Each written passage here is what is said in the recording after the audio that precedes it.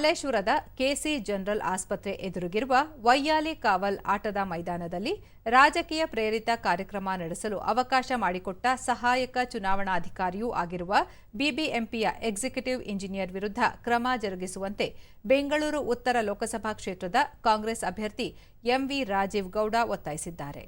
ಚುನಾವಣಾ ಆಯೋಗಕ್ಕೆ ದೂರು ನೀಡಿರುವ ಅವರು, ಮೈದಾನದಲ್ಲಿ ಕಾರ್ಯಕ್ರಮ ಮಾಡಲು ಅನುಮತಿ ನೀಡುವಂತೆ ಕಾಂಗ್ರೆಸ್ ಪಕ್ಷದಿಂದ ಮನವಿ ಸಲ್ಲಿಸಲಾಗಿತ್ತು.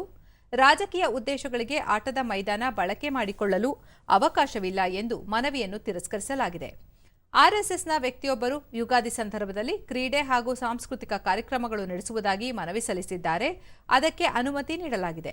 ಕಾರ್ಯಕ್ರಮ ರಾಜಕೀಯ ಪ್ರೇರಿತವಾಗಿದ್ದು, ಬಿಜೆಪಿಯ ಮಾಜಿ ಉಪಮುಖ್ಯಮಂತ್ರಿ ಹಾಗೂ ಸ್ಥಳೀಯ ಶಾಸಕ ಡಾಕ್ಟರ್ ಸಿಎನ್ ಅಶ್ವತ್ಥನಾರಾಯಣ ಭಾಗವಹಿಸಿದ್ದರು ಎಂದು ದೂರಿನಲ್ಲಿ ವಿವರಿಸಲಾಗಿದೆ.